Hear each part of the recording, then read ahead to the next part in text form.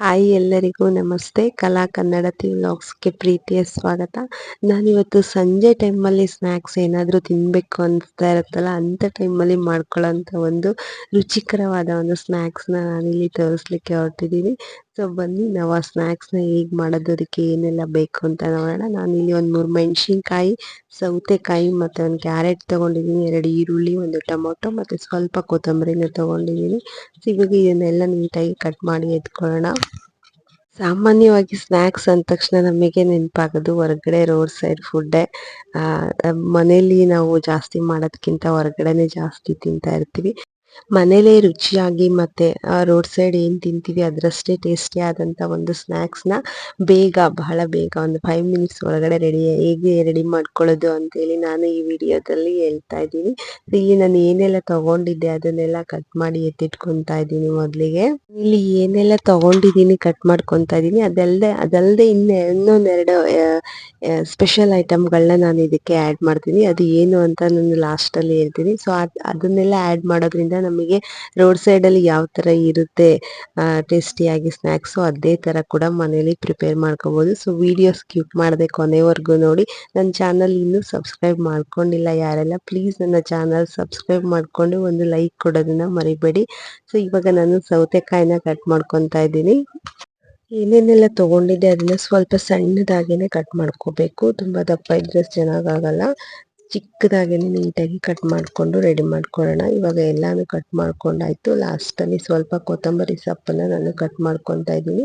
ಇದಾದಮೇಲೆ ಏನು ಕ್ಯಾರೆಟ್ ತೊಗೊಂಡಿದ್ದೆ ನಾನು ಅದನ್ನು ಮೇಲ್ಗಡೆ ಸಿಪ್ಪೆ ಎಲ್ಲ ತೆಗೆದು ಅದನ್ನು ಕ್ಯಾರೆಟ್ನ ತುರಿದು ಎತ್ತಿಟ್ಕೊತಾ ಇದ್ದೀನಿ.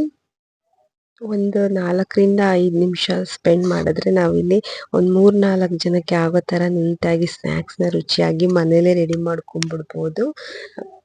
ಸೊ ಇವಾಗ ನಾನು ಕಟ್ ಮಾಡಿ ಎತ್ತಿಟ್ಕೊಂಡಿದ್ದೀನಿ. ಮೆಣಸಿನ್ಕಾಯಿ, ಈರುಳ್ಳಿ, ಸೌತೆಕಾಯಿ, ಕ್ಯಾರೆಟ್ ಮತ್ತು ಟೊಮೊಟೊ ಜೊತೆಗೆ ಕೊತ್ತಂಬರಿ ಸೊಪ್ಪು ಮತ್ತು ಒಂದು ಸ್ವಲ್ಪ ಕರಿಬೇವನ್ನ ನಾನು ಎಲ್ಲ ನೀಟಾಗಿ ಕಟ್ ಮಾಡ್ಕೊಂಡು ತೊಗೊಂಡಿದ್ದೀನಿ. ಇವಾಗ ಒಂದು ಪಾತ್ರೆ ತೊಗೊಂಡು ಅದಕ್ಕೆ ಏನೇನು ನಾವು ಕಟ್ ಮಾಡ್ಕೊಂಡಿದ್ವಿ ಅದೆಲ್ಲನೂ ಅದಕ್ಕೆ ಹಾಕ್ಕೊಳ್ಳೋಣ. ಏನೇ ಊಟ ತಿಂದಿದ್ರು ಕೂಡ ಒಂದು 4:30-5 ಗಂಟೆ ಟೈಮಲ್ಲಿ ಏನಾದರೂ ತಿನ್ನಬೇಕು ಅಂತ ಅನ್ನಿಸ್ತಾನೆ ಇರುತ್ತೆ. ಅಂಥ ಟೈಮಲ್ಲಿ ಈ ಥರ ಮಾಡ್ಕೊಂಡು ತಿಂದರೆ ತುಂಬಾ ಚೆನ್ನಾಗಿರುತ್ತೆ. ಇವಾಗ ನಾನು ಎಲ್ಲ ಕಟ್ ಮಾಡಿದಂಥ ಎಲ್ಲ ವಸ್ತುಗಳನ್ನು ಇದಕ್ಕೆ ಸೇರಿಸಿದ್ದೀನಿ. ಇವಾಗ ರುಚಿಗೆ ಎಷ್ಟು ಬೇಕಾಗುತ್ತೆ ನೋಡಿಕೊಂಡು ಅಷ್ಟು ಉಪ್ಪು ಹಾಕ್ಕೊಳ್ಳೋಣ. ಮತ್ತು ಒಂದು ಅರ್ಧದಷ್ಟು ನಿಂಬೆಹಣ್ಣನ್ನ ಹಿಂಡ್ಕೊತಾ ಇದ್ದೀನಿ. ಬೀಜ ಎಲ್ಲ ತೆಗೆದು ಒಂದು ಅರ್ಧದಷ್ಟು ನಿಂಬೆಹಣ್ಣನ್ನು ಹಿಂಡ್ಕೊಂಡು ಅದನ್ನ ನೀಟಾಗಿ ಒಂಚೂರು ಮಿಕ್ಸ್ ಮಾಡಿಕೊಂಡು ಲಾಸ್ಟಲ್ಲಿ ಒಂದು ಸ್ವಲ್ಪ ತೆಂಗಿನಕಾಯಿ ತುರಿ ಆ್ಯಡ್ ಮಾಡ್ತಾ ಇದ್ದೀನಿ. ಇದು ಆಪ್ಷನಲ್ಲು, ಬೇಕಂದರೆ ಹಾಕ್ಕೊಳ್ಳಿ, ಬೇಡ ಅಂದರೆ ಬೇಡ. ಹಾಕಿದ್ದೀನಿ ಒಂದು 2 ಸ್ಪೂನ್ ಅಷ್ಟು ಮಾತ್ರ ತೆಂಗಿನಕಾಯಿ ತುರಿ ಹಾಕ್ಕೊಂಡಿದ್ದೀನಿ. ಅದೆಲ್ಲನೂ ಒಂದ್ಸಲ ಮಿಕ್ಸ್ ಮಾಡಿ ಇವಾಗ ಅದಕ್ಕೆ ಪುರಿನ ಆ್ಯಡ್ ಮಾಡ್ಕೊಳ್ಳೋಣ. ಕಡಲೆಪುರಿ ಅಥವಾ ಏನು ಮಂಡಕ್ಕಿ ಅಂತ ಹೇಳ್ತೀವಲ್ಲ ಅದನ್ನು ಒಂದು 3 ಬಟ್ಲಷ್ಟು ಹಾಕ್ಕೊತಾ ಇದ್ದೀನಿ ನಾನಿಲ್ಲಿ. ಅದಷ್ಟನ್ನು ಹಾಕ್ಬಿಟ್ಟು ಇವಾಗ ನೀಟಾಗಿ ಮಿಕ್ಸ್ ಮಾಡ್ಕೋಬೇಕು. ಚಿರುಮುರಿ ಅಂಗಡಿಲ್ಲ ಅಂತಂದರೆ ಅವರು ಒಂದು ಸ್ಪೂನಲ್ಲೇ ಮಿಕ್ಸ್ ಮಾಡ್ತಾರೆ, ಬಟ್ ನಮಗೆ ಆ ಥರ ಮಿಕ್ಸ್ ಮಾಡಲಿಕ್ಕೆ ಬರಲ್ಲ. ನಾನು ಹಂಗಾಗಿ ಕೈಯಲ್ಲೇ ಮಿಕ್ಸ್ ಮಾಡಿದೆ. ಅದು ನೀಟಾಗಿ ಎಲ್ಲ ಮಿಕ್ಸ್ ಆಗಬೇಕು ಅಂತಂದರೆ ಕೈಯಲ್ಲಿ ಮಿಕ್ಸ್ ಮಾಡಿದ್ರೇ ಬೆಟರ್.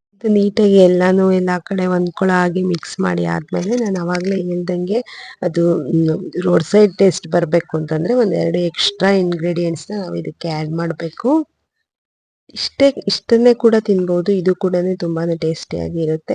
ಬಟ್ ಅದು ಸ್ವಲ್ಪ ನಮಗೆ ಕ್ರಿಸ್ಪಿಯಾಗಿ ಅವ್ರು ಹಾಕೋ ಥರ ಮಸಾಲ ಥರ ಆಗಬೇಕು ಅಂತಂದರೆ ಒಂದು 2-3 ನಿಪ್ಪಟ್ಟನ್ನ ನಾನು ಇಲ್ಲಿ ಕಟ್ ಮಾಡಿ ಹಾಕ್ಕೊತಾ ಇದ್ದೀನಿ.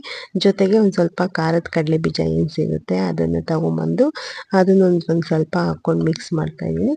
ಜೊತೆಗೆ ಒಂದು ಸ್ವಲ್ಪ ಮಿಕ್ಸ್ಚರು ಖಾರನ ಮಿಕ್ಸ್ ಮಾಡಿಬಿಟ್ಟು ಅದು ನೀಟಾಗಿ ಮಿಕ್ಸ್ ಮಾಡ್ಕೊಂಡ್ರೆ ಇವಾಗ ರುಚಿಯಾದಂಥ ಒಂದು ಈವ್ನಿಂಗ್ ಸ್ನ್ಯಾಕ್ಸ್ ಅಥವಾ ಏನು ಚುರುಮುರಿ ಹೊರಗಡೆ ನಾವು ತಿಂತೀವಿ ಆ ಥರದ್ದೊಂದು ಚುರುಮುರಿ ರೆಡಿ ಆಯಿತು. ಇದಕ್ಕೆ ಹಸಿರು ಮೆಣಸಿನ್ಕಾಯಿ ಬೇಡ ಅನ್ನೋರು ಬೇಕಿದ್ರೆ ಬರೀ ಖಾರದ ಪೌಡ್ರ್ ಬೇಕಾದ್ರೂ ಹಾಕಿ ಮಾಡ್ಕೋಬೋದು. ಕೆಲವೊಮ್ಮೆ ಮಕ್ಕಳು ಹಸಿರು ಮೆಣಸಿನ್ಕಾಯಿ ಹಾಕಿದ್ರೆ ಇಷ್ಟ ಆಗಲ್ಲ ಅನ್ನೋಂಥ ಟೈಮಲ್ಲಿ ಖಾರದ ಪುಡಿ ಹಾಕಿದ್ರೂ ಕೂಡ ಚೆನ್ನಾಗಿ ಬರುತ್ತೆ.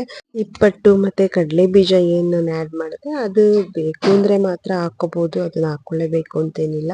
ಏನು ನಾವು ಅಷ್ಟು ಇಂಗ್ರೀಡಿಯೆಂಟ್ಸ್ ಹಾಕಿದ್ವಿ ಅದರಲ್ಲೇ ಚೆನ್ನಾಗಿ ರುಚಿಯಾಗಿ ಚುರುಮುರಿನ ರೆಡಿ ಮಾಡ್ಕೋಬೋದು. ಸೊ ಹೇಗಿತ್ತು, ಹೇಗೆ ಅನ್ನಿಸ್ತು, ಪ್ಲೀಸ್ ನನ್ನ ಚಾನಲ್ನ ಲೈಕ್ ಮಾಡಿ, ಕಾಮೆಂಟ್ ಮಾಡಿ.